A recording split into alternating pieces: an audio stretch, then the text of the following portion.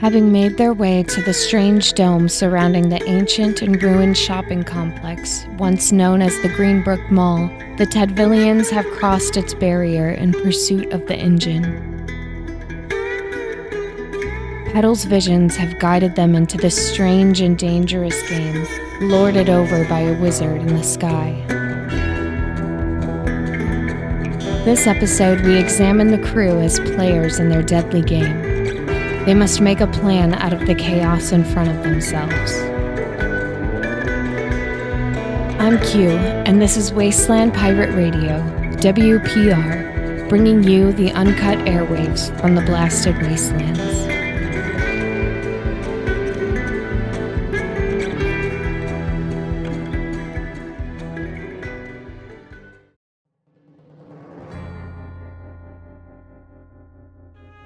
Hello everybody, and welcome back to Dungeons, Drive-Ins, and Dice, Arcade Apocalypse.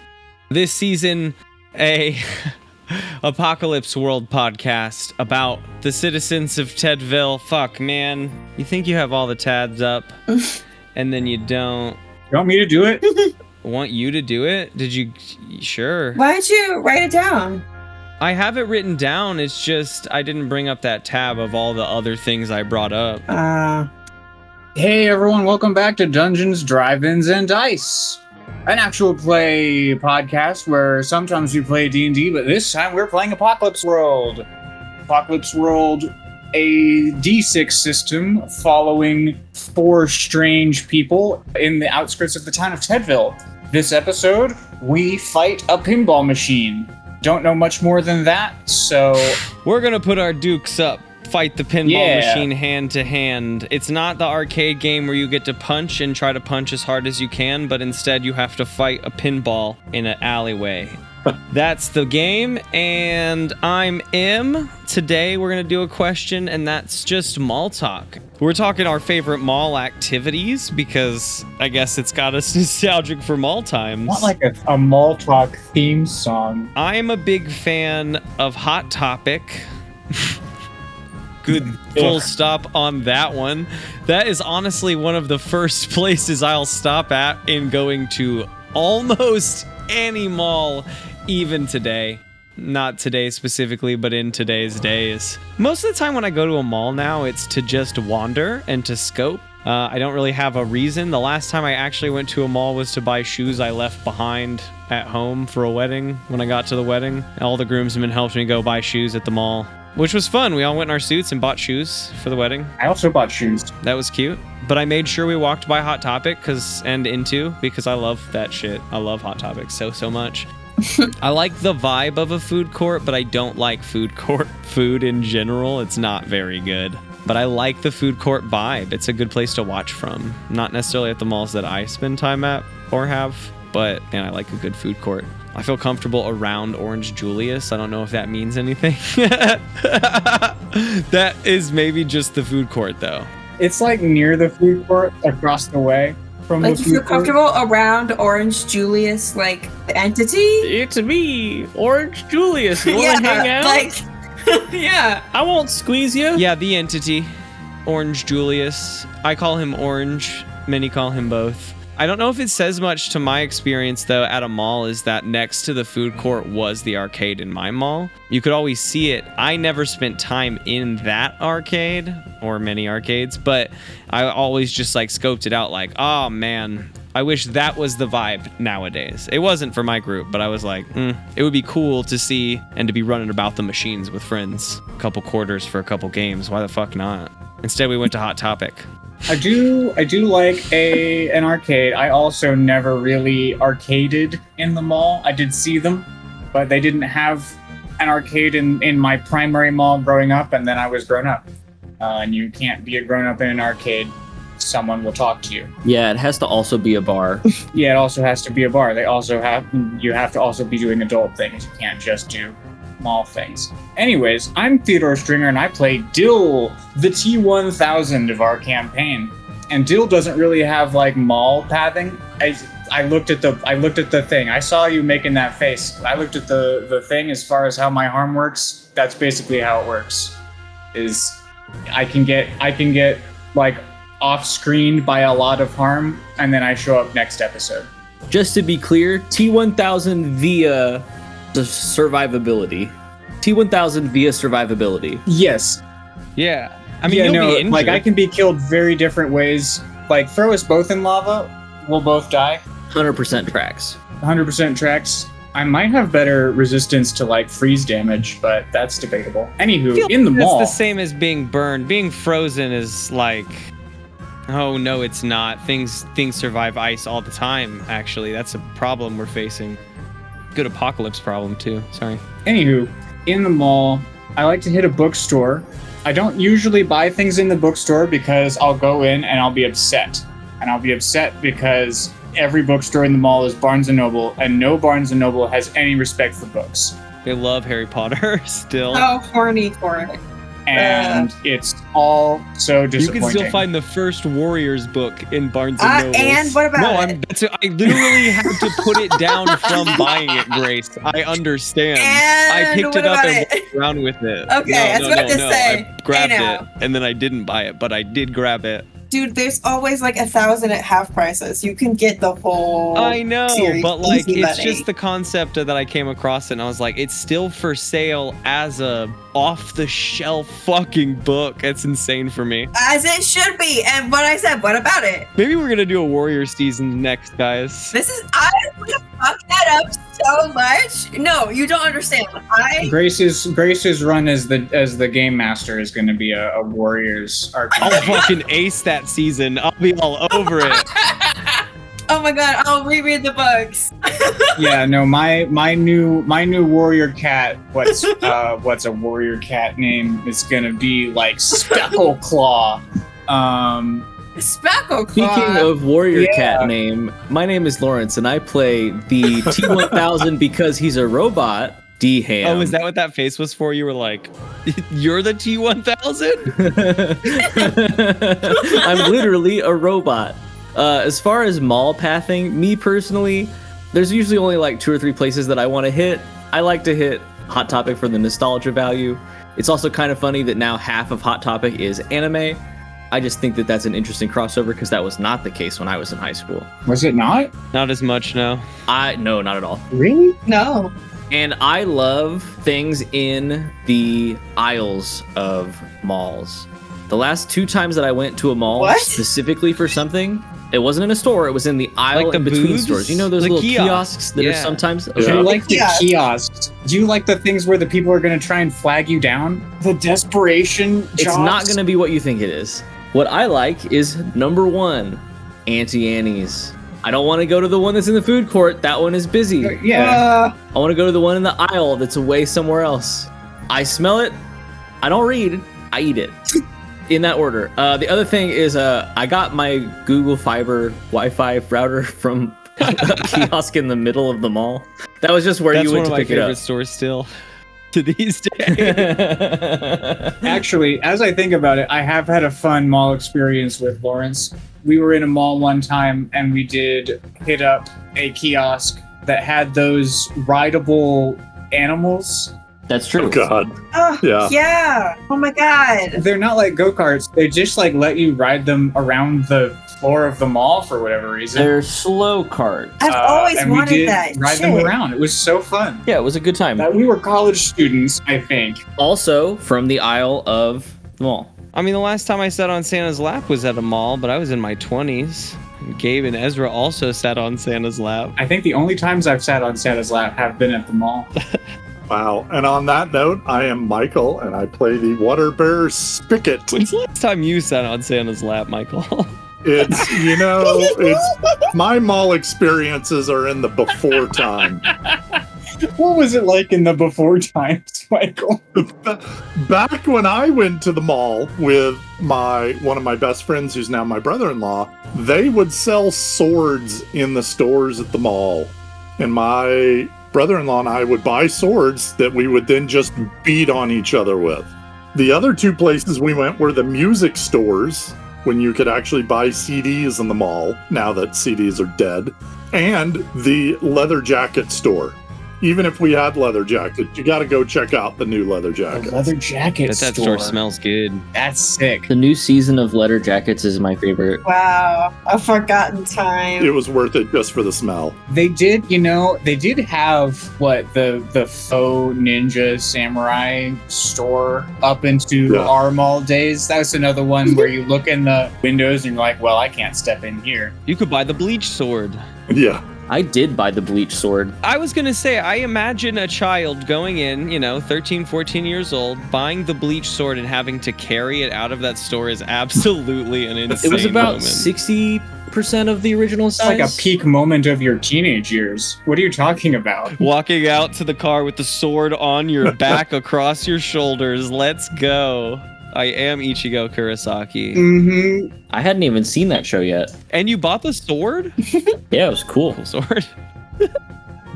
Big fan of your character art that you've added, Sister O' Mine. Oh, thank you. That was the art that actually inspired the character that I saw on Pinterest. I live off of Pinterest, my favorite social media app. Great to know, but I wish I knew who you were. Oh, sorry. My name is Grace, and I play Petal, who is nobody. And my character art is a really cool little robot lady. And my mall thing is I love if it's like too hot and I want to like go on a walk and people watch, I will go to the West County Mall in St. Louis and I will just walk laps and people watch. So I'm a big fan. I've actually been to the mall like literally last week because it was too hot to go on a walk. What's a good people watch thing you've seen? I saw Kid Pants' dad. And that was really funny. I think the last time I saw someone fall really, really hard was like just outside of the mall. Like that stuck with me, like when you think of when you see someone falling or you hear about someone falling, the thing that you think about, the thing that I think about is a little girl just like catching the curb with her foot and full just kick face into it was like, and I saw it out of the rear view mirror of my car as I was driving away, and so I just had this great moment of like glorious laughter. Oh, but I did laugh. I did do a little giggle. I couldn't help it. A little giggle escape when I did see this. But my stops that I go to, because I do actually have stops that I make a rotation. I usually park by the Dick Sporting Goods, which is by the food court. So when I walk in, the first thing I get is I get a delicious orange chicken sample from the Chinese food place that I never go to, but I eat the delicious sample and I go, that tastes so good. And then I put the toothpick in the trash and I immediately keep on walking because I know that I'm going to go eat at Sourdough Japan and it's going to be delicious. Every time. There is only one mall food. Yeah, I will not. Yes, I agree. Most mall food is sus and not worth the egregious prices. However, Sourdough Japan is the exception, and it always will be. And I will die on this hill. And every person I've taken there, they've been kind of like Sbarro's. Every person I've taken, they've been like, "Wow, you're so right. This is the best teriyaki fish chicken of my life." And I hit up the Lego store to look inside, see what's new, because I'm curious. And then I also go in Barnes & Noble and I also get angry because why are the average hardback, why is it $30? $30 now for a hardback. Not even like a crazy like special edition hardback.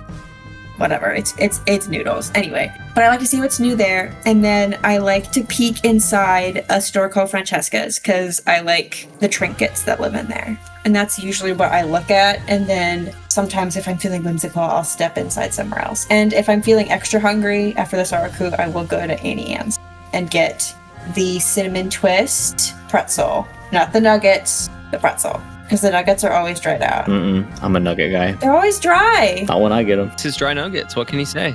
Yeah, you got to get those nuggets fresh. Otherwise, they have been sitting in that case for a minute. The pretzels don't dry out nearly as quick. Fresh nuggies. But if you want the actual really good soft pretzel, you should go to Quick Trip. Okay, go to Quick Trip and go into their little cafe thingy and go on the kiosk. It is $3.65 or something like that for a pretzel. They are doughy delicious, scrumdiddlyumptious. Pair it with a frozen Coke, and it's like, oh my god, the best of your life. Mall walk moment. Okay. You keep that Hey in guys, mind. I gotta cancel the podcast. I gotta go to Quick Trip. We'll be back Honestly, in 2 I would hours. accept it. Let's I would move back obey. up. We're all gonna go to the mall really quick. We're gonna circle back. Taking the podcast on the road. Everyone get out your phones. Okay, so last time on was a couple episodes over the course of a while. We did investigation of the crash site, drove out from the crash site to the Greenbrook Mall and parked in the parking garage, left our car there, locked for sure, both cars locked up tight. We inspected the entrance portico for a long time and then entered it and got blocked in by a pinball that shot us up the tube. Came out, found ourselves on the pinball field as the ball rolls down towards a hole in the back. The difficulty behind this last time on is that like there was the most engaging, the most important moment was that like last moment, which in the end I felt like was delivered well, but doesn't give you guys, enough info to go on because I just sort of shot it all at a wall. Like you would be receiving in as you just got onto this very active, energy high field. So we're gonna go over it verbally and then I have a picture for you guys afterwards. But we're on a pinball field. Petal has been welcomed back by this wizard in the sky overseeing this whole event. The borders of the field, and there's even some like columns and cutouts in the field where there's these walls that raise up to little platforms that people are just filling up, and there's a crowd like you guys are in a stadium and being cheered and jeered at. There are 3 points of interest that we are trying to get to that we know are safety from all of our checks. All 3 of which have a door in front of them, all locked at the moment. There is an area off of a ramp on the left side of the field that leads up to a racetrack. There is an area more towards the middle that leads back and into a haunted house, or I say haunted house, more like decrepit, rundown, broken wood, old, think like 70s horror movie vibe. And then there is more towards the right, a really decrepit, old, built up stone crypt with a circular door in front of it. Each of them are opened in a slightly different way. The big black tunnel up the right side is the tunnel you guys come running up. I'd like to imagine you jumped down and ran into the middle of the field just for the narrative of it all, for it to, be that camera view spinning around you as the ball spins up and around its ramp. So, to get each of these doors open with all of the info we have, Petal knows some, you guys scoped out the field and all rolled well. The one that leads off to the left and that cuts up in a ramp behind that house and into that circle 8 track is 3 lights that are pressed up against the back of the wall. You just have to have the ball hit them in that order. Red, yellow, green. We'll get them lit in order. The middle one that leads up and into the house is blocked by a door with a big symbol on it for electricity, and then we know that thing in the middle will spin and point to an element that will get the ball charged up. I'm just kind of interlacing both observation info and Grace Petal knowing info on top of one another.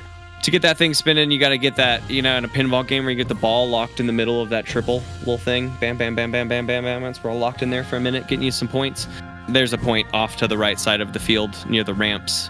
And then in order to get that crypt open, you have to get the ball small and into that hole.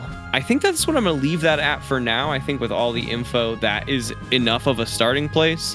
All the surrounding area for you guys is just people in, stadium stands jeering and cheering. And the sky virtually overhead is this projection of a old wizard who has sneered at you folks and said, let the games begin. Since Grace gave us a rundown, quote unquote. Yep.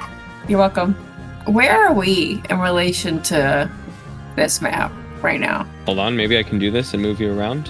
No, it's not that cool. Yeah, it is that cool. Excellent. Just loosely, bam, in the middle of the field, the ball has been smacked back by those flippers and is rolling towards you guys as we start this session. It's a big ball.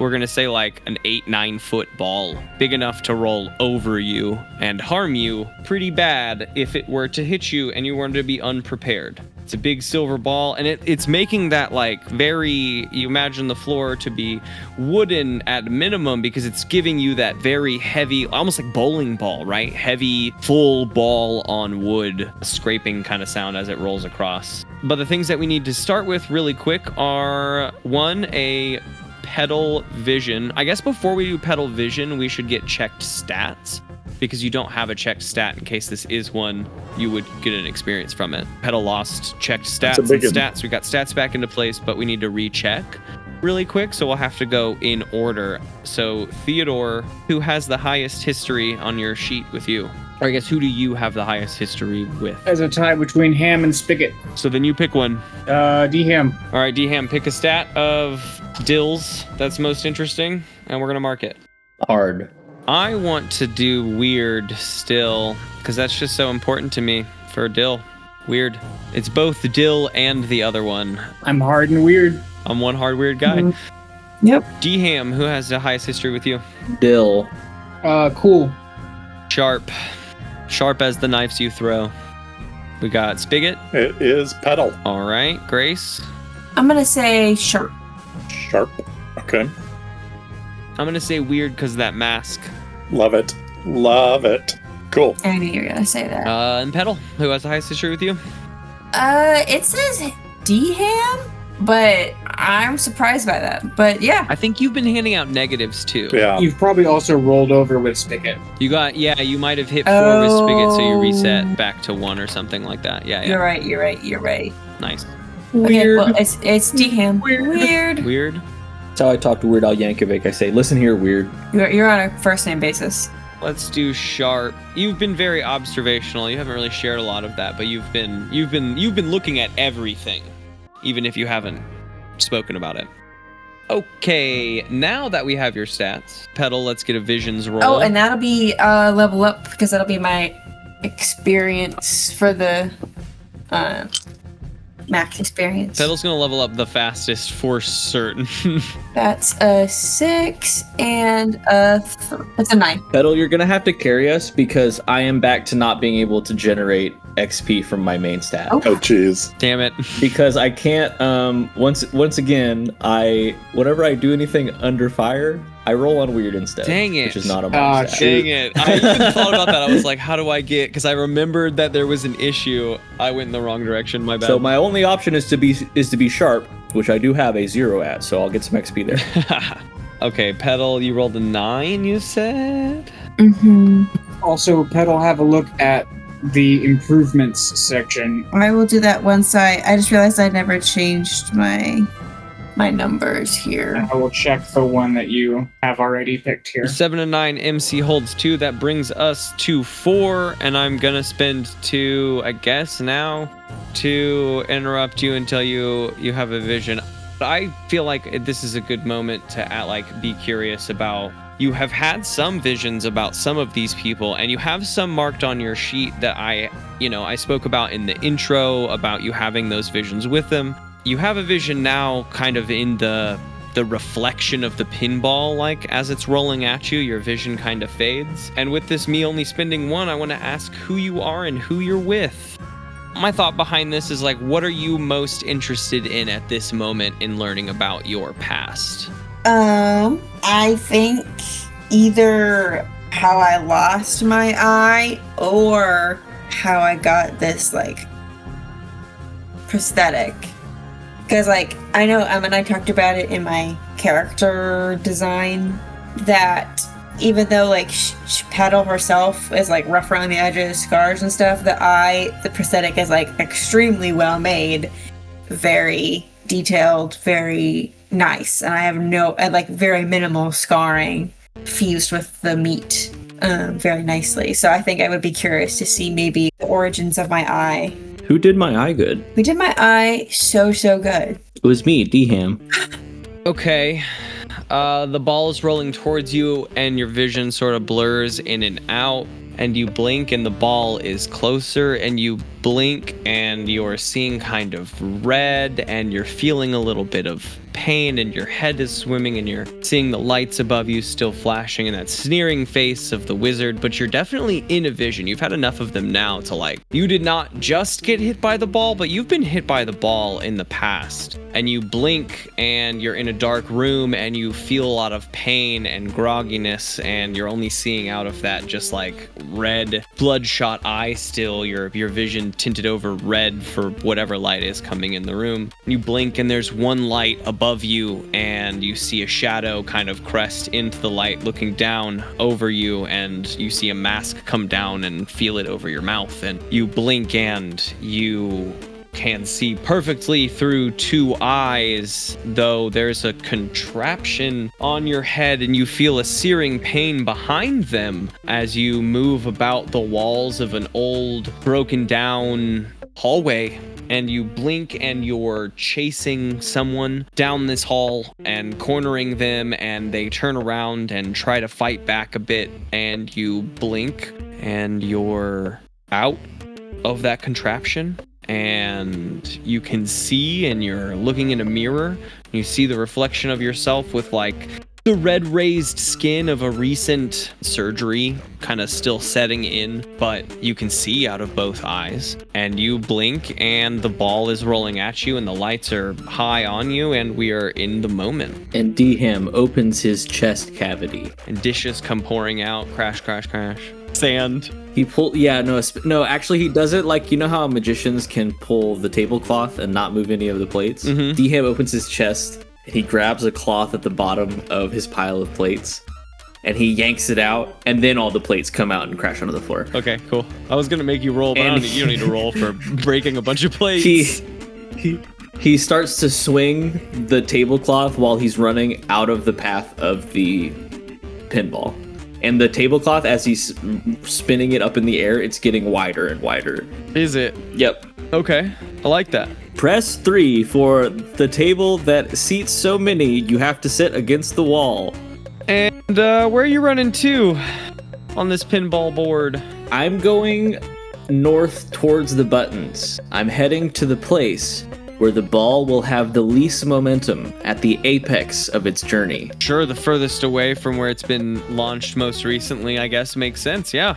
Towards the back, but away from the path of the ball, of course. Oh, you should move the pin. Yeah.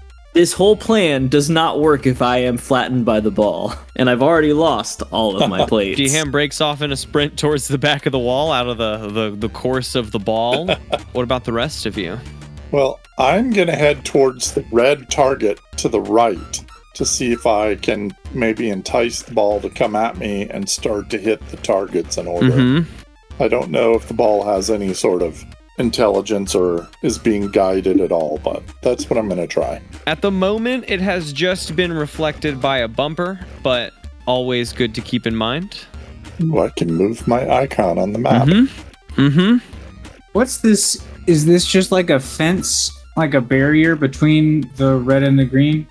You're talking that piece that sticks out perpendicular to the left of the red? It looks like barbed wire. Correct. Just like a wood fence, just for decorum, like it's a fence with, some guidance for the ball if it were to hit that area. Just a normal fence. Okay. Making it, theoretically, on observation, more difficult to hit the red one from, that left angle versus the right angle. I think Dill's instinct is to get up, if there is an up to get to, and I'm looking at this little house-looking guy with the white circle next to the green, and I'm thinking maybe I can clamber up there somehow. Roll the clamber. Sure. You run back to clamber up on a piece of the scenery into the back and Petal. I just want to get everyone's, ideas in mind before I narrate. Not gonna lie, clamber wasn't in my Gabe's turn calendar for this year. Gabe turn bingo. Yeah, bingo's the right word. We'll see what my turn goes now. Looks like we're all going in the same direction, huh? Well, I guess I'll just be a sheeple. See, Petal the character has insight. Grace, the stoned D&D player, doesn't really have insight. Which is unfortunate. Roll for insight. Because she knows, but fuck if I do. I don't know how to get through this freaking thing. I don't know how to cheat. I mean, I know how because, like, you told us, but I don't know, like, how to make it happen easier. I'm sorry. I'm just gonna, I think I'm gonna see if I can hang out here, because I remember being hit wasn't fun. So if I can use the decor as cover, then I shall. Okay, I like that. I like that. Because all I remember is that the ball really hurt when it hit me. So I don't want to get hit again. Run and hide back behind that little fence. Yeah, I lose my other eye. I only have I guess I have prosthetic, but my meat eye attached to it. I love it. The ball continues to roll up the field, swoosh, swoosh, swoosh, towards the back wall here. I'm gonna say mostly towards the location that Dill's at, though Dill has an idea to clamber up. For everyone, I would like do something under fire roll, that is to get back here. For Dill, it's to get back here and clamber up. Let's see it. Do I need to roll for swinging a tablecloth in the air? I'm gonna say that Dill, you are welcome to do an alteration if you want. There is a big black, basically like wall, very similar to that wall that like you touched and hurt your brain real bad. That is segmenting that house, like bifurcating it in half and like creating a dome around this field. So you can clamber up onto the roof that's sticking out, right? You know not to touch that wall already. That's just me, giving you the layout. That goes up another like 8 feet to a level that a bunch of people are standing up on and like cheering and jeering crowd. Not for long. So the wall is preventing me from getting to the crowd? Yes, you would have to climb up that wall somehow. And last time you tried to touch it, similar material outside, hurt your brain real bad. Okay. Well, I still do want to clamber. Yeah. So still from everyone, it's that do something under fire as the ball. This is to get to the back of the court. Oh, it's 9 for swinging a tablecloth in the air.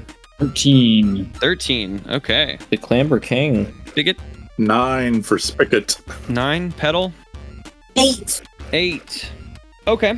With a 13, Dill, is that you're able to clamber up the stone doorway and then up on top of the little roof. There's a big stone, circle in the middle of that doorway that's like blocking off the doorway. But this section of the roof is jutting out from that force field, basically, and you have found purchase up here and some safety. The clamber was a little difficult up on top of the little box next to it. The hole in that box is considerably smaller than the ball, but the idea that Petal gave you in the brief moment of entering this field is that the idea is ball in that hole. We just got to figure out how. Another 8 feet above your head, there's a little ledge that you might be able to clamber up, but again, touching the wall has not been good. The other 3 are pretty slow in moving up this field. I'm gonna, with most of my body, kind of adhere myself to this roof and then dangle my long arms down, and maybe they'll dangle long enough for someone to grab them. Yeah. Everyone has gotten back here and into the back as these balls are coming. I think the negative is that, or as this ball is coming, the negative is this round is that no one is able to make it to Dill's dangling arms. As Petal is hiding behind the fence, the ball is rolling up, seemingly in the layout we've been given, closing in mostly on Ham, as the others have made it a little further up the field.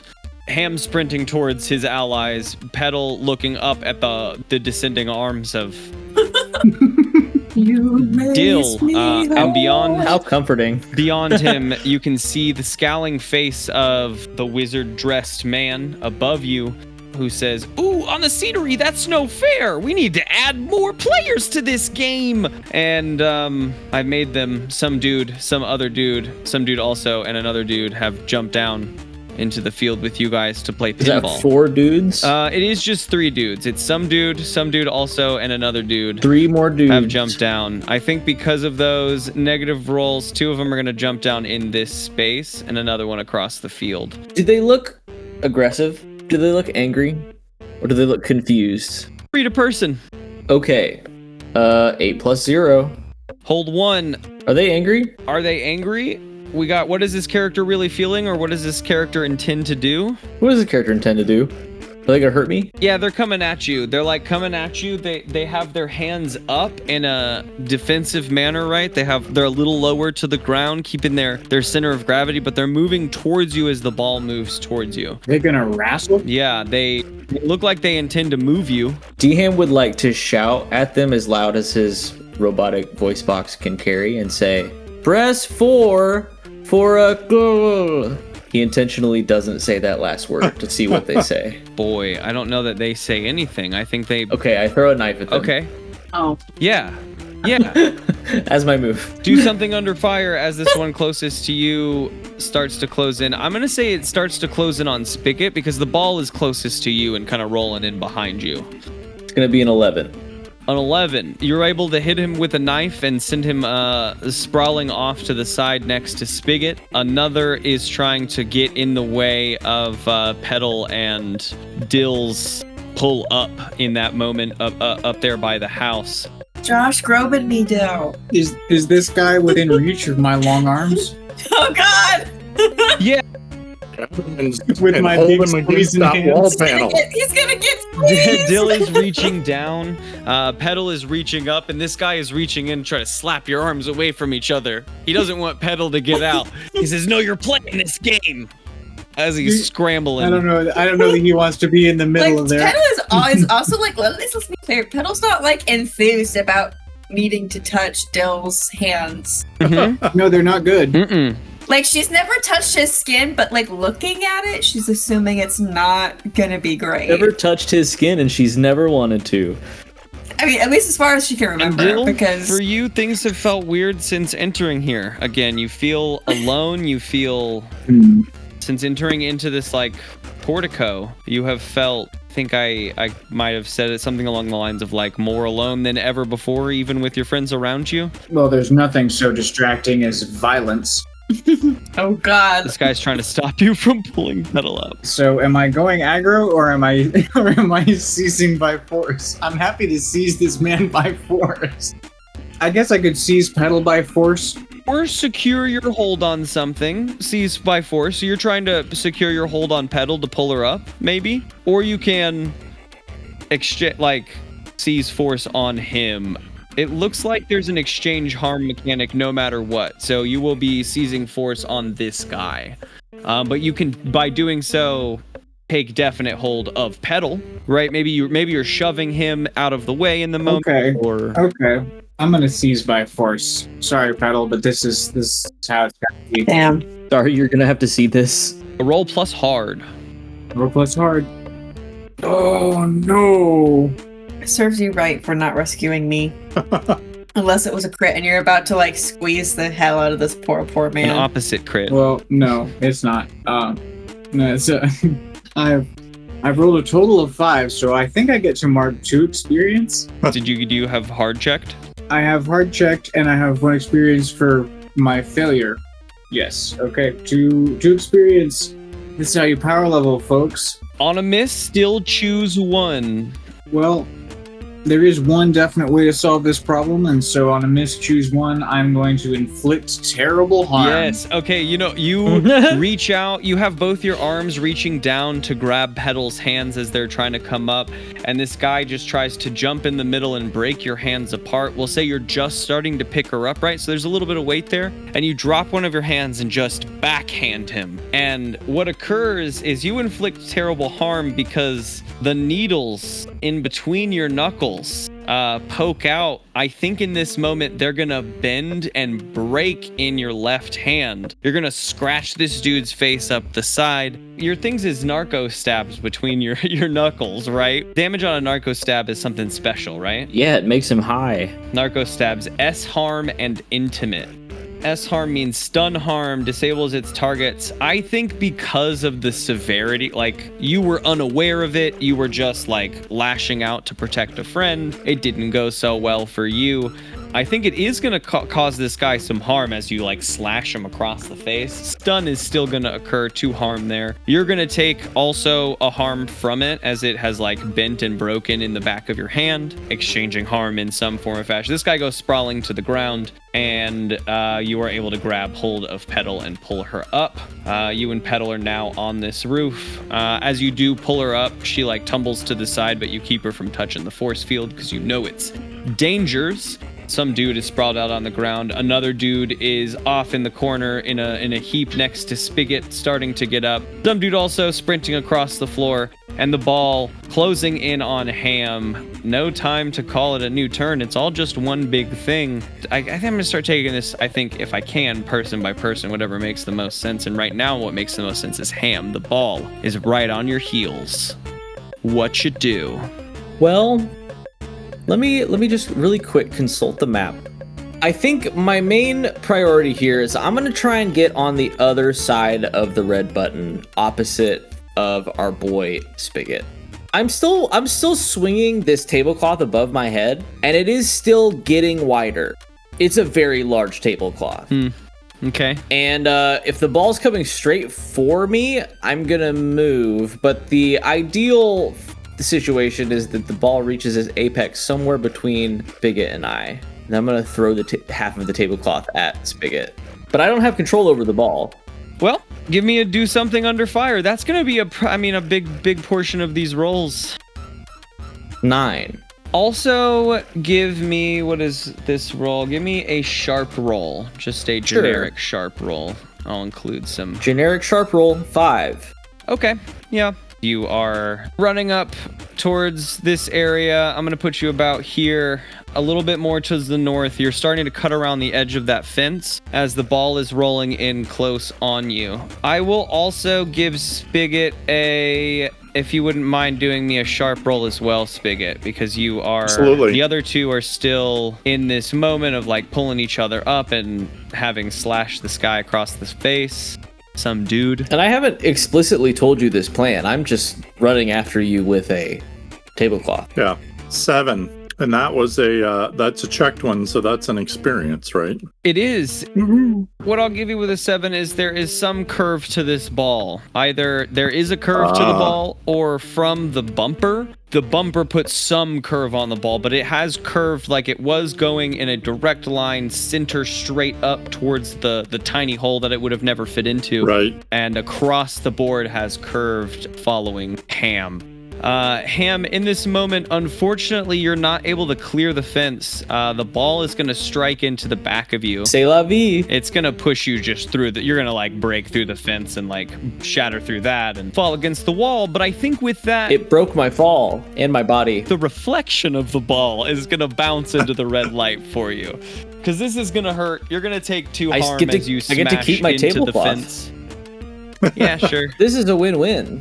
You go rolling and kind of roll up in it. You're able to get out of it, no harm. I'm limping now, but I'm still swinging that tablecloth. Yeah, and the fence is like broken down. You broke through the decrepit wood fence that led up to this old mausoleum crypt style thing. There's part of the fence in me. Yeah, right. You pull it out of you. You pull it out of yourself, and then when you turn, it was just in your chest cavity. What? I might need it. Leave it in there. I reach down to almost pull it out, and then I think better, and I shake my head, and I leave it in, and I pat it. Pushes it back through. But the ball hits that red bumper on the wall and clicks, and the bumper lights up, kind of blinding the two of you for a brief moment, and it bounces off, and skirting Spigot and another dude rolls back towards the wall and down towards the bottom of the board.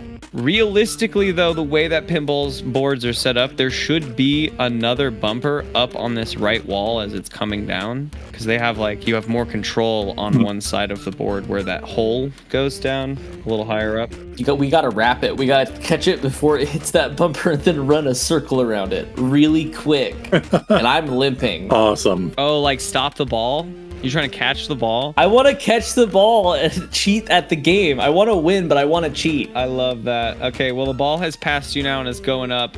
Another dude is starting to get up out of his heap, and some dude I think he's stunned. Stunned is gonna last a good minute. Some dude also though is closing in on the group. Spigot, you've been longest from an action. You did a sharp roll to learn about the curve of the ball, but what would you like to do now? The ball is bounced off the wall next to you, just avoiding you, smashed into your ally. So another dude is still down, right? Another dude, yeah, he's starting to get up and like recompose themselves. I'm gonna draw my weapon and shoot him. I mean, clearly I saw D-Ham knife him and he went down, so it only seems fitting that if he's coming for us, I'm gonna go for him first. Gun should work the same. Yeah, D-Ham, when you knifed him and he went down, I think across your head, across your forehead, you feel the metal push out and a little screen like pushes itself out from your head and a score pops up like 1,000 points after you knife that guy. Oh boy. Boy, guess what I'm doing on my next turn? Just starts peppering the crowd, just throwing knives loosely into the crowd. What if they're worth more points in the crowd? Spigot, do something under fire or do something to cause fire. Yeah. You could be a go aggro. You're doing harm. It is. I would say you could do that if there's something there you want, because this person is not prepared to fight back. Like they are trying to. Oh, wait. No, the that's field not right. hasn't really been made for them yet, quite, maybe, in this moment. Which is it? I think it's up to you. If you want more straight line, it's do something under fire. If there's anything. Yeah, I think it's more straight line. I think he's just gonna draw and shoot. Okay, roll plus cool. So that's a 9 plus 2 is 11. You do it. Do you know the damage for your gun? Is that a 2-gun? 9mm, 2 harm, close, loud. Okay. Bam. This guy is hit again, and I think doesn't get up. That would be wild. After a knife and a gunshot, that's 4 damage. Unconscious at a minimum. And Spigot, you feel a searing pain down the right side of your face, whichever, I think it's the right side of Petal's face as it is. And it now reads, we'll say, 2,000. Okay. When some dude also gets within range, Dill is prepared to, like, jump down upon him. God. From above. Yikes. I love that. That's a lot of dill right on your head. That's a lot of dill in the head. A dill in the head is worth 2 on the roof. Spigot has gotten rid of another dude. The 2 on the roof. Dill has said he's waiting for some dude to compose himself and get up before you pile drive him. whoever is a threat and comes within range of my jumping down on them is gonna get jumped down on. So I'm lurking above like a Play-Doh gargoyle. Yeah, okay, cool. Yeah, you have that stunned dude who's like thrashing on the ground, grasping at his slashed face. And then, for his sake, I really hope he's not the one that gets here first. He's had enough. If he stands up, he's getting pile driven. He's getting the full dill. I'd stay down or you're gonna get the full dill. Then let's see what Petal does. We have some dude also who's running up. I'm just gonna replace that for another dude because that's more different. So we have some dude and another dude. Another dude's running up on you guys. The ball is heading towards the south side of the field. And for the record, that sounds like another excellent piece of merch, the full dill. Yeah, I was thinking a dill to the head is worth 2 on the roof or something is also solid. It's going to be an entire line of dill related merch with no context. I've been thinking about how to change bushel in a pack to like a Dickle and a... I'm pretty here for no context dill as merch. I am looking at my weapons. I don't have any long range anything. I just have my face breaker and my brick. I did also consider throwing you at one of the guys. Well, I do have my face breaker, so... Is the face breaker just another brick? No, it's a glove with nails wired across the knuckles. Nice. It's just a glove of hate. Mm-hmm. The glove of hate. The Lucerne of gloves. Yeah, so I got my glove of hate, and I don't want to throw my brick yet because I need that for who knows. You got one ranged weapon. You got to use it right. I have one ranged weapon, literally, and that's it. It's a brick. Brick. So if Dale's not gonna throw me, I guess I'm gonna like read a situation, I suppose, to maybe see if I can like figure out a strategy on how to get the ball small or That is a 4. Plus a 6, that's a 10. Plus 2 is a 12. Wow. A 4 never sounds good, but when you add a 6, it's always good. I'll give you 2 pieces of info with this. At all. Where the ball is currently on our map on that like south side is like it's skating along the wall that that big tunnel comes out of. Comes out of a tunnel that leads around a big ramp that leads around the field. So that ramp is like wicked above your head, but it's underneath currently a little tunnel that's much thinner than the ball. And you, I think, muddling together some like foggy experience and seeing it now, you know that if you can send the ball up that other ramp the opposite way, the only exit it's going to have is down that smaller tunnel. Something that's going to shrink it. You know that's the shrinking like ramp. You just got to get it to come. Currently it's under that ramp, but you need it to get up and around that on the ramp. Does that make sense? Yeah. Cool. I wish I could just say, and I yelled that too. Okay, what's the second thing? Oh, the second thing is that in looking up and around and seeing that ramp and scoping everything out, you can see the wizard scowling, and you know that like you get a sense immediately. There's I think a lot I'll give you off of some of his readings when you roll well, because you've played these games before, you've played with the wizard before, whatever that means. He's gonna do something to put the game in his favor. If we examine the field, we're in a favorable position, and he doesn't like it when it's in favorable positions to, not him. So he's gonna do something to put it in favorable position. And I will give you, I think with that, you can either get a +2 to dealing with that, or you can give a +1 to Dill or to 2. Yeah, Dill's the closest to Dill and like give him the warning as well, right? In time to get a +1 as well. Yeah, I think I want to include Dill in because he has literally quite better reach than I, and many brains. What do you tell Dill? Ideas. Hey, banana. Oh. You see that ramp up there? I point up towards where the ramp is with the little hole and the tunnel and the whatever. Yeah. We need to get the ball up there down the tunnel, and that'll make the ball small enough. I can't explain how I know. I've done it before, I guess. I don't know. We need to figure out how to get the ball up there, down through the tunnel, and it'll get small somehow. Does that make sense? Understand, banana? I point back up towards the hole. I have no idea how smart Dill is, because I've seen him do some really interesting things that seem smart, but also some things that I'm like, why are you doing that? And then you feel a rumble beneath your feet, all of you do, as the table gets tilted. And I need everyone to give me a do something under fire in order to, D-Ham is already in a heap on the ground. Spicket is on the ground so he can stumble to a knee. But the two of you on top of this building will need to give a roll at +1, as what comes out of Petal's mouth is hold on. Like she is unable to keep herself. She feels the rumble coming and just shouts, hold on. And that's enough to give Dill a bonus as the tilt begins. Oh, yeah, I forgot to give him a bonus. I just told him about the hole. No, that's okay. You wouldn't have known, you know what I mean? Like, you wouldn't have known the bonus. You just knew there was something coming, so I gave you the something coming. I also rolled a 10. That's a 12. A 10 and a 12, yeah.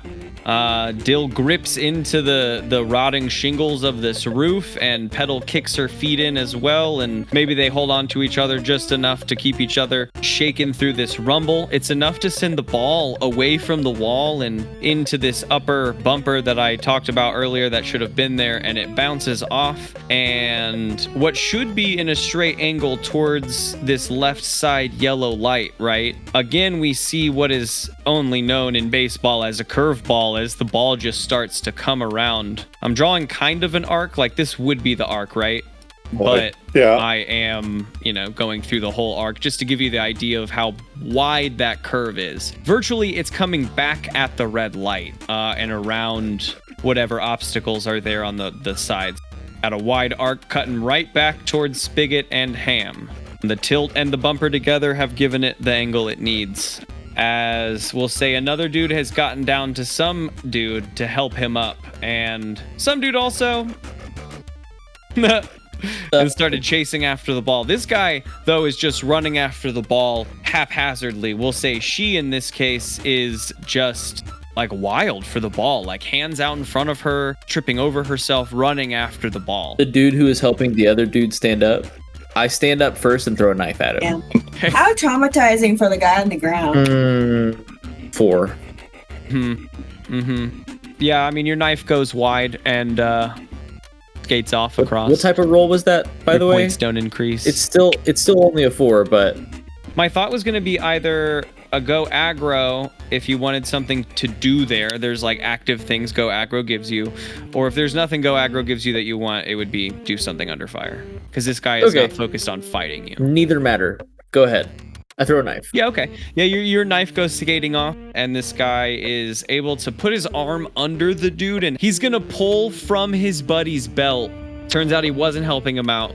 A gun. But a Dill on the roof is worth 2 as a pile drive. Let's see it. That sounds like the title of the podcast. A Dill in the roof is not what you want. I thought about that earlier too with the good one, but like press 2 for a Dill. Like I think we had that on the second episode too, and it just didn't click right. A Dill on the roof is worth 2. Press 6 to be connected Dill to on a Dill. hot tin roof is not bad either. That's good. Instead of Fiddler on a roof, it's Dickle on the roof. Dickler. I think that's an 8. That's an 8. Not Dickler on a roof, but that is an 8. I giggled. And this is, are you seizing by force with this attack? Are you doing something under fire just to do it? I think I've got to take advantage of the seize by force just because all of my attacks are grab attacks. Yeah. Yeah, no, okay. Yeah, I'm gonna try and seize this gentleman by force. On a 7 and 9 choose 2. These final 2, we're going to inflict terrible harm, and we're going to impress, dismay, or frighten the enemy. Nice. Can I designate the crowd as the enemy? That was gonna be my choice too. I love that. That's awesome.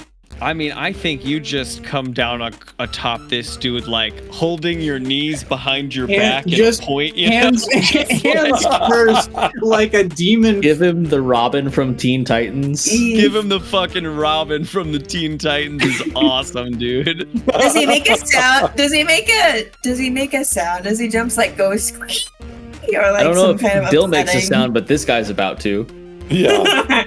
Does Dill have something he the says? sound this or? guy makes is squish. I'm not gonna stun harm, sure, on the narco stabs, but on the Dill drop is like Dill drop's good. Dill drop. It's terrible harm. terrible harm. Yeah, inflicting terrible harm, you crush this dude. There's a little bit of moaning in the heap beneath you, but you're gonna take It's wet. 2 harm from this drop, though. In this, you are going to. The stun is that this guy is out of commission for some time. You're gonna take 2 harm from your, we'll say, knees as you have pile driven this guy, or your fingers, your hand. He's almost certainly gonna die of infection. Yeah, whatever. All his fingers are bent backwards as the force of gripping. The sound Dill makes is. There's a brief silence, and then the crowd erupts into like a crazy roar. They're loving this. Dill, you feel a searing pain on your cheek, and you get, we're gonna say 5,000 points. The crowd goes wild. They're loving it. Man, what did I do to get my 8,000 points? My boobs. 8,008? No, 80,085 points. No, because it's 135, 8008135, 8 million points. Oh, that's a lot more points. I got a lot Think of about points. if Holy these shit. guys just earned 5,000 points for a cool thing. How long? What did I? You must have killed somebody incredibly. You did like 3 flips. Well, it was either one incredible kill or I've suffered for so long. We'll see when I start handing out high loads of points. Okay, you have executed the guy beneath you. Let's Yeah. see. Absolutely crushed another dude. Put Dill on top of. My next goal is to get these 3 guys are like bumpers, right? The 3 black circles. Yes, yeah, they're like bumpers in a triangle. My next goal is to get in there. get in there with my stretchy Dill body. Okay. Let's hear from Spicket. Ham has thrown some knives, and Petal has at least scoped out the field. What you up to, Spigot? This ball, I'm going to progress it just a bit around the corner here. Not too much time had passed in a pile drive. So I have two thoughts. If I saw the guy pull the weapon, I want to go get the other gun. Mm-hmm. And I don't know if I've caught on to this. As a player, I did, but I don't know if Spicket has. The idea of the tablecloth. So... You could do a, open your check. brain roll, like a weird roll, just to see if, like, Spigot gets the same shit that Mike got, if that is, like, a holdup for you. Okay, yeah. Ask Norman about it. Norman. Are you picking up what D-Ham has put And if down? you don't, yeah, you could ask Norman about it. What's that about? All right. Tablecloth. All right. Roll for tablecloth. Open your brain. That is a straight 8. Straight. I mean, I think with an 8, I'll explain his trap, and I think that'll be a perfect explanation for an 8, is because I don't actually know for sure either. He's using the tablecloth to trap the ball in some way. In what way and how, you're not quite sure, but like, he would like to trap the ball with the tablecloth. In what way and how? I'm not even sure, but it's what I've got. Well, then great. Well, if I've gathered onto that, I would grab... If he's swinging it, I would try and grab a piece of it. He's in a heap on the ground now, so you can like help him up and grab the other side of it. Oh, that's right. That's right. He's partially impaled with a fence. I forgot about that. Yeah, I would go over to him, grab one end of it, and then run back over to my corner. Perfect. It reaches the whole way over. Woohoo! It's exactly 24 by 24. It's a very big table. That is a big table. The ball is whipping into the corner. Some dude also is just fucking tearing ass after it. Another dude has died twice now. I almost put him back in, but he's died twice. Okay.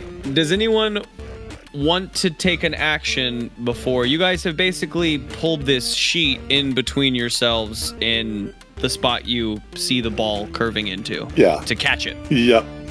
I have gathered the plays. Anyone else, Dill or Petal, want to do an action before the ball does that? Can I like try and tell them about the path and the hole and the we need to get it up there?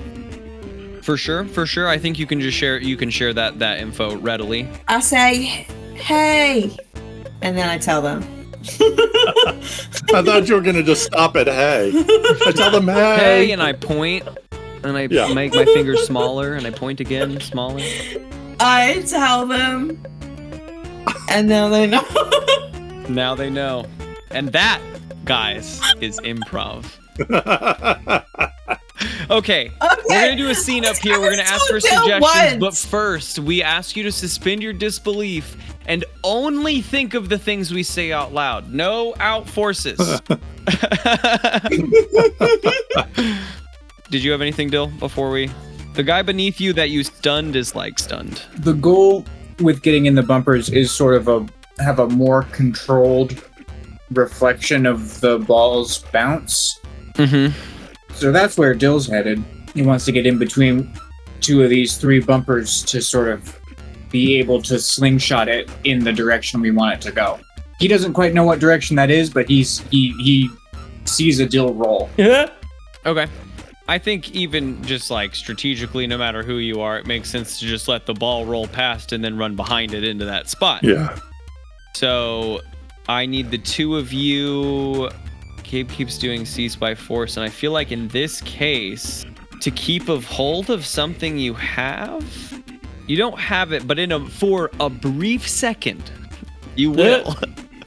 Yeah. So this is to see what happens in that brief second, I think. Let's see if second 1 becomes second 2. So instead of choosing to take definite control of it, you can choose to keep definite control of it. So you can just choose to catch it if you can get something in here. So both of you give me a roll plus hard, and we'll see what happens. Oh. Roll really high. Roll like a 30. Yeah, that's not even close to 30. That would be, with my -1, that's a 3. And mine is, of course, with my +1, a grand total of 3. Yikes. Okay. And it's any fail that I get to mark a thing, or does it just a marked experience? Yeah, it's any fail. Any fail. Okay, cool. I've leveled up. Yeah. Oh, okay. Yay. Okay. Is there any level up perks that can get us out of this situation? No. Unless there is a new savvy head move that I can use to go back in time and roll And better. also steal out of Oh other yeah, playbooks. no, not like that. But there might be like pluses to like stats or like choose something from another book that could help. Yeah, I could get up to a 4. 3 is the highest. No, I mean with a +1, my roll would equal 4. Oh, yeah, that would not help. I think what occurs is the ball hits the sheet and you guys are ripped off your feet and slam into each other behind the ball. Just like pure force. That beads is still wrapped in the sheet though. Oh yeah, no. You get good. Because on a Worth miss it. you can still choose one, and I imagine you're not trying to inflict damage on the balls. You can still catch it. You still catch the ball. The ball pulls you off your feet. It's gonna slam you into one another. Each of you take a damage. I would love to Three Stooges this to be able to catch this ball. Yeah. And the ball drags you a bit and hits the red bumper again before it stops. And the light stays lit, but the ball has stopped for a brief moment. You guys have a second. The crowd seems to not love that. They go into kind of a tizzy, but throw a knife at a guy. You guys get each 500 points. Oh, only 500 for this? Oh my god. No, I think you're right. You caught the ball early. I'll give you 1,500. Oh, good. Now they've caught the ball. Can Dill catch a hold of them? Can I seize them by force?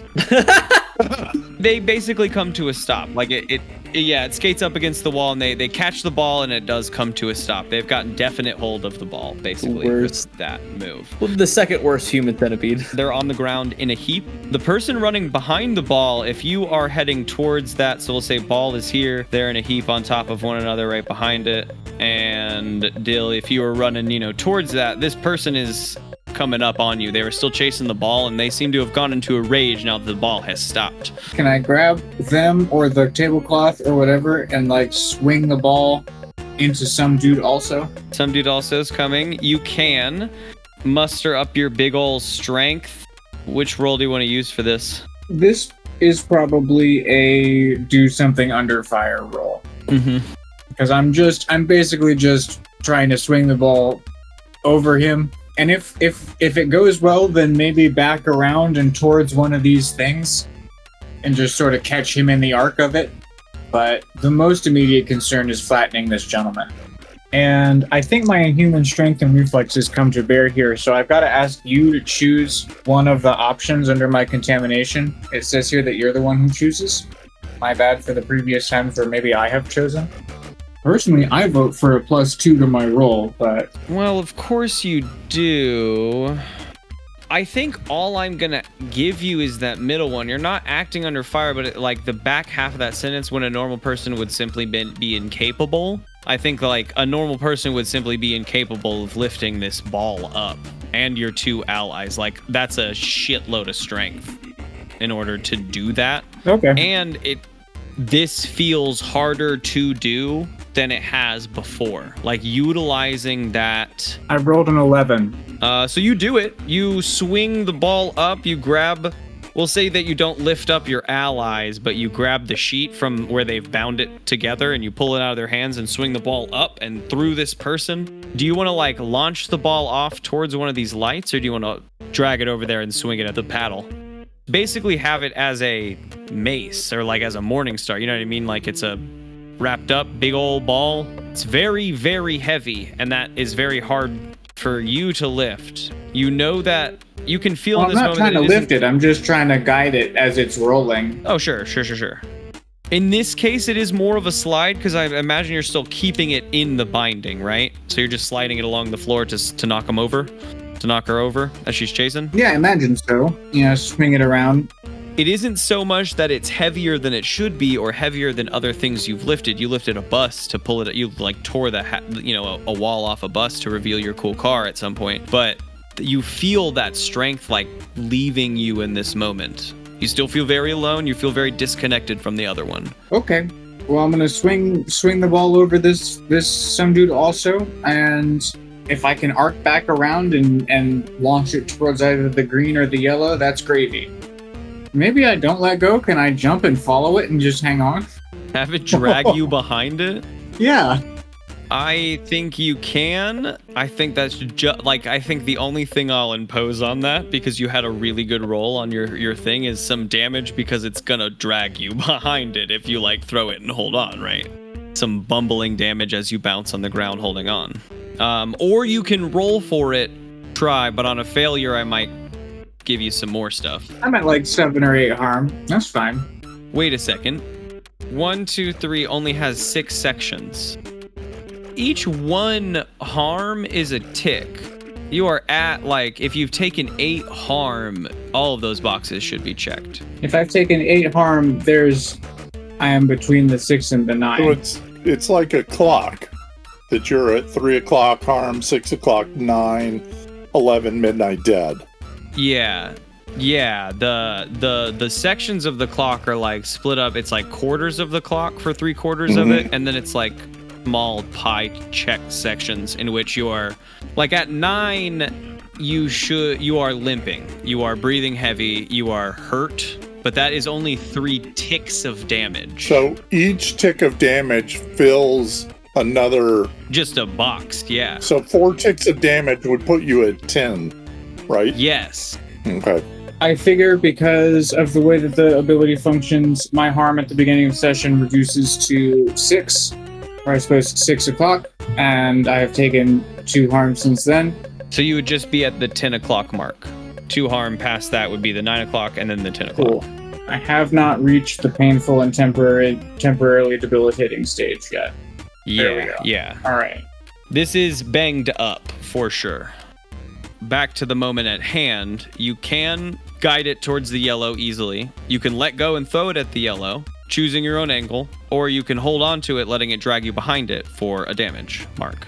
Or you can roll again to try to mitigate that, but I guess with a really bad, something may go negative. Does anyone else have opinions? It hurt me so bad to catch it. Please keep it. Yellow is the next bumper we need. You just walk it over there. Just walk it over there. Push it against the yellow. Okay. Yeah, I'll just push it against yellow. Press yellow with the ball. You begin to drag the ball over. We hear the ball just scraping along the floor. Some dude still rolling in the pain. I'm gonna say, honestly, Dill, as you drag this, like, each step you get like 50 points, 50 points, 50 points, like, as you're dragging it towards the thing. But all of you hear a kerchunk, and you hear the sound of another ball. No, you're thinking of Kerchunk. Yeah. Okay, you even confused me. Sorry. No, I love that. That's a callback if you're a loyal listener. Mm-hmm. You hear the kerchunk and the sliding of another ball coming up and around, and you look up and you see the wizard shaking his head. You think that would stop me? And the ball is like whipping ass around the ramp. But you are dragging the ball towards the yellow. Let's go to Petal. You're up on that roof. You see the ball rolling around the ramp towards the playing field on the ramp above you. You see some dudes starting to get up out of their stupor, and I'm gonna say one more person jumps down. Gosh. Over here, one more person. I throw a knife at that guy. I'm gonna let Petal do something for I ready a knife at that guy. Then you can throw a knife. Is the guy like starting to climb up towards me so I put the beats down on him? They are just standing up at the. They're finally coming out of their stun from Dill's narco stabs in the back of his hand, and just standing up. And you know that they're gonna go into attack mode soon or play mode soon. They're gonna their goal is to get points too. Everyone's point hungry out here. I'm gonna say if they're within reach, I might just bend down and punch him in the head with my glove of hate and see if I can just get one of my nails through his eyes. Yeah, you lay down on the roof and just swipe your hand down, trying to catch him as he comes up. I like that. Yeah, fuck it. Do something under fire just to bash this dude. Is it under fire or is it I mean, I'm not doing something under fire. I'm just deciding to lean down and hit this guy in the head. Is that under fire? Or is that just like being violent? I don't understand what the difference is. The do something under fire roll is like your most basic bread and butter. It's like, because the results are on a 10 you do it, on a 7 to 9 you flinch or hesitate, and on a miss you fail. That's like the ultimate The harm results. mechanic is also governed by doing something under fire. You are trying to directly inflict harm on someone, that's also doing something. I was wanting to roll for plus hard because my thingy makes me roll So for plus weird. hard, So I get +2 instead of hard. But okay. I mean, I rolled great anyways, so it's fine. okay. But Oh, you're just trying to power level. yeah, I am. I Okay. hit him really hard. I see. I want to see, be. okay. I want to do violent. Then I'm okay with the outcome in this case. If you level twice in one session, we'll deal with something. But you've already leveled up. It's true. Fine. It's without pluses. It's just an 11. You do it. You reach down and just fucking harm the guy off his feet. Was starting to get a grip of the field again. Will not anymore. I was aiming for his eyes specifically, so he can't see the ball or the court or the anything. He can't see Ever again. anything. Petal, you knock him off his feet, and on the end of your like face breaker is a part of a broken face, and that is his eyeball. Oh, sick. Mostly because that guy's gone. I'm sure the crowd loves that. Yeah, but your score changes from 800. Boobies! No! It's now 8009135. My boobies. I'm gonna have the artist update the art every episode with a new score for you. Everybody has to have a new score too. Then everyone gets one. That's Not true special. and funny. You If we were syndromed me. tight with the artist, that would be very funny to do. I mean, all you need is really the picture that has the scoreboard ready to go. You can just change that. I do love that, but I don't think I put a scoreboard in the initial. No. I would need to do some work on that, and at that point, I feel like I Yeah, no would thanks. want Hopefully them it'll go to do away. it. Yeah, whatever. Anyway, Because I don't want to have a scoreboard forehead. I already have such a wild face. too late. Sorry, it rests right on top of your little lights, and now it says 1,000. And I like to think yours is like trailing across itself. Got a unibrow scoreboard. Yeah, you pop that guy's eye out of its socket, and there's just this last person on the board. For the moment, you're dragging the ball over. This ball is coming up and around. Spicket and D-Ham. We got one more person coming over. I know that D-Ham was ready with a knife to fling across, so let's see what you got here. Fling. Here we go. Out loud. That's going to be, yeah, I say press 4 for fling. And I roll a 9. Fling. Shriek. The Foley here is done by our own Jennings. Thank you. Oh man, my mic's not picking up that sound. Only Craig can hear that sound. I'm trying to figure out better ways to not always be handing out damage, because there's no reason in this case to hand out damage.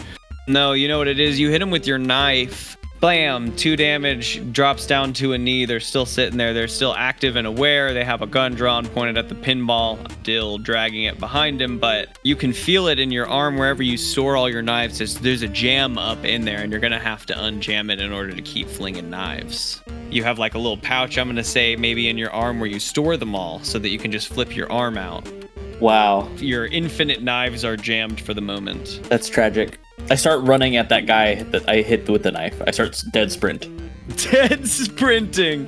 Fear kind of crosses his eyes real quick. 500 points across your, or 1,000 more points. I don't know. The point number doesn't matter, but your points will go up when you do cool things. Keep doing cool things. Points It's up. like whose line is it anyway? The points don't matter. Yeah, Right. right. But you won a high score, so get one. I mean, I already came in with 8 million, so I feel like I'm okay. Dill keeps dragging the ball, I imagine, towards yellow. Are you going to do anything else, Dill? I mean, if I can do something to drag the ball faster. He drags it real good. He was dragging it before, but now he is really dragging it. No, I'm really doing I it. think it's doing something under fire just to keep this up. You know, drag it faster, Dill. Don't get caught up in all this. The 8. Dill trucks this along as the ball comes down the ramp. The second ball coming down the ramp here, curling around. It's heading towards those bumpers. Dill is moving over here with an 8. Dill, I mean, speed is not really the issue for you here. It's that there's a dude with a gun drawn on you. Spicket, you haven't gone in a moment, and there is one person on the field. This is one mo person. They have a gun drawn on Dill as he is trucking across the field towards yellow. What would you do about it? You see your robot friend with the arm jammed up, trying to unjam their knives. Yeah, I've got to protect Dill and give cover to Ham so he can unjam the ham. Oh, I'm not unjamming it at all. I'm dead sprinting at this guy. As long as I've got a shot where I'm not going to shoot Ham in the back of the head, I'm going to shoot at. Oh, right. I'm going to shoot at one mo person. Something under fire, easy peasy.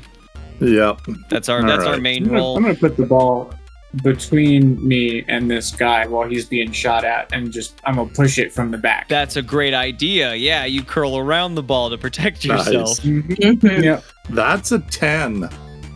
Oh yeah, the gun goes off as Dill gets around the edge, the bullet bouncing off the edge of the pinball, tearing the sheet a bit, not much.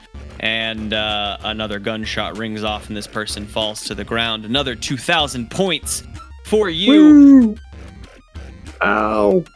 I think it's a straightforward shot from here. You're dragging the ball with you, even with a little bit of tilt as we've seen so far. The ball is going to hit the bumpers and come back. In the time in which it takes the ball to get down to the bottom and get up, Dill is able to hit it against that yellow thing with the yellow bumper with enough force, no problem. Sending the yellow light off, so you know this tactic is working. Does he get any points for yellow? Oh, sure he does. Another 2,500 points. Good job, Dill. Let's see. Okay, this ball, we're gonna say though, is coming straight at Dill. It isn't much of a jaunt to the green, and then the ramp is right there. But in the time I think it takes to get over here, anyone can be over here to do anything. Dill dragging the ball. What does anyone do about the incoming second ball? I have an idea. Okay. The idea is to get the ball sort of between, so that as this ball comes in, it hits the ball and knocks it into the green. Gives you that croquet like effect. Pool. Okay. Yeah. Or snooker, yeah. Yeah, like cool. And the idea is to move the ball into this position and then hop up on top of it and go for a ride. And maybe it's a short ride and I go flying off, but at least I don't get smooshed by either of the balls immediately. True. Okay. I think just from someone, I want a help roll to help Dill get this into position in time. Yeah, I am giving this one more person my whole back doing this maneuver. Well, one more person got killed with a gunshot from your boy Spicket. Whoever, I'm gonna one person roll plus HX with Dill to be the person to help him position this ball properly. And we had more than enough time. Is Dill faster than I am?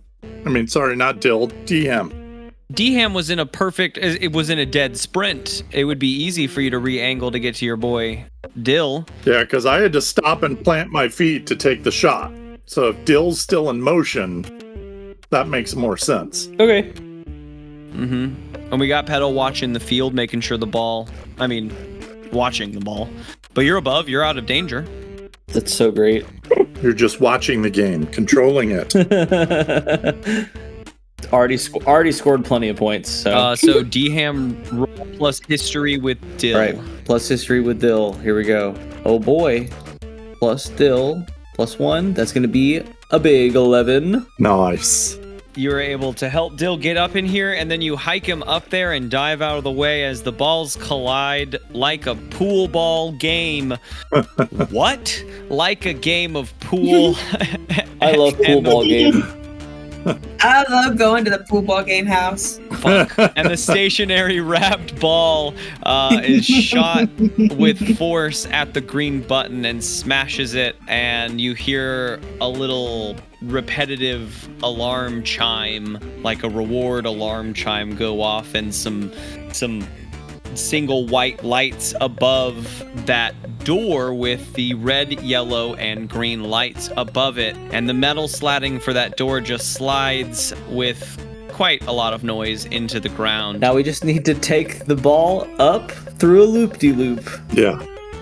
Those two balls bounce. I will say that looking down that path, the perspective shifts in such a way, like, as we've seen the field and watch it so far. One, the second ball hitting the first ball, both are now bounced and moving around the field. We've lost control of that ball in opening this door, rolled out of the cloth. But as you look down that path, your perspective shifts in such a way, it's almost confusing for your eyes. And as we knew through one of the observations in the first episode, that these three areas are areas of safety from the pinball game. They are their own sort of sections in some form or manner. We haven't gotten to discuss that or get to the bottom of it yet, but that is the safety from the pinball game.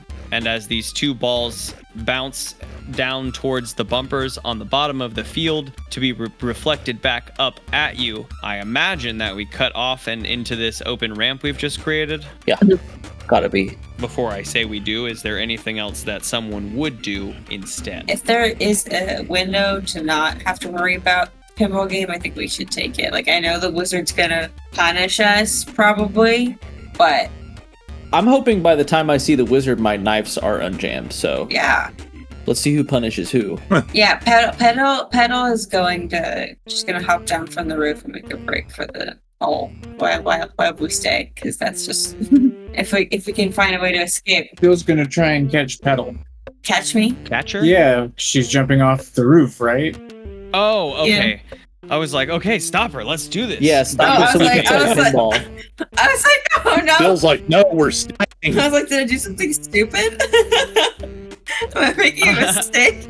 I think with the time that we had, that's an easy transition. Petal jumps and Dill extends his arms a bit, catches her. Though that feels harder than it has in the past. Getting them back, you feel it kind of pop back into place more than you did before. But you, as a team, run off and down this open path as the balls close in on the back of this court, bouncing harmlessly off the walls on either side. I say thank you, Banana, and I give him a little pat. And our perspective begins to shift up and out as we run down this long dirt road and into a countryside around us. You can hear the chirping of birds and the revving of engines whipping off and up little dust clouds as they cut off around this edge. And then all goes black around us. And then we, as the audience, fade to black. There's two sections of black. And as we're fading to black the first time, D-Ham says, "Gee, Dill, I am sure glad you brought that whole ball with you. We might need it." No, both balls on the court. Dang. Couldn't have held onto that sheet, huh? No way, I was on top of it. Tablecloth. I think before we fade to black, we cut to black that first time and D-Ham says that. And then in bright neon letters in the blackness says, "Create your ride." And you can even hear the fucking narrator say that. And then it fades to black. Yeah, I just did. And we'll create our ride. And then you say that, yeah. So, quick history questions. Dill, who knows you better than they used to? Petal. Yeah, I'd agree. Add one to Dill. D-Ham, who knows you better than they used to? Spicket. Spicket knows I'm on site. Yeah. Of danger, I'm throwing a knife at them. God, I love that. Okay, Spicket, add +1. Spigot, who knows you better? I would say it's probably Dill, because he knows I've got his back. Fucking on-site homies, the twins over here. Knives and That's gun. right. If knife misses, gun will kill. I love that, the knife robot coming around and just wildly throwing knives, and whether he hits or misses, moves to the next target, and then there's the really well-trained gunner just bam, bam, bam, Finishing off the leftovers. bam, bam. Bang. I need to figure out what number to press to get D-Ham to go full auto knife throwing. Press 73 for full auto knife throwing. I bet there's a manual. Press 9. 9. 9. 9. 9. 9. It takes a while. Yeah, you just have it's full auto as full as you can press the 9. Yeah. 9 swing, 9 swing, 9 swing. Yeah. Petal, who knows you better? I would say Dill because, you know, he caught me and he got me up on the roof. Gang. We've had some bonding time. Yeah, the two of you had a bit more of a moment in action together. Takes me to a -1. And I think that's the first time that you have shared info in a strategic manner. Everything else has been you trying to share it in character while your character was kind of nervous about it, right? But that happened and you were like, I want to tell him. I tell him. Yeah. I do it and I do it well. I do it so well. Better than anybody actually has ever done it. No one's ever done it like I've done it. All right, Dill, +1. We'll come back and figure out what's on these race tracks next time. I can't wait to fix my knife arm. Yeah. Knife arm. Out of the frying pan, the crew finds safety from their deadly game. But what awaits them out on the tracks? And have they truly escaped the fire? This episode was produced and GM'd by M. Williams, featuring Theodore Stringer as Dill, Lawrence Jennings as Deluca's Chophouse answering machine, Mike Harrison as Spicket, and Grace Stringer as Petal.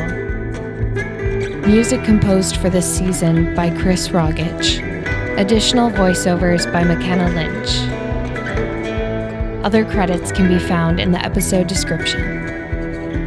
That's all for this edition of WPR. I'm Q. See you next time.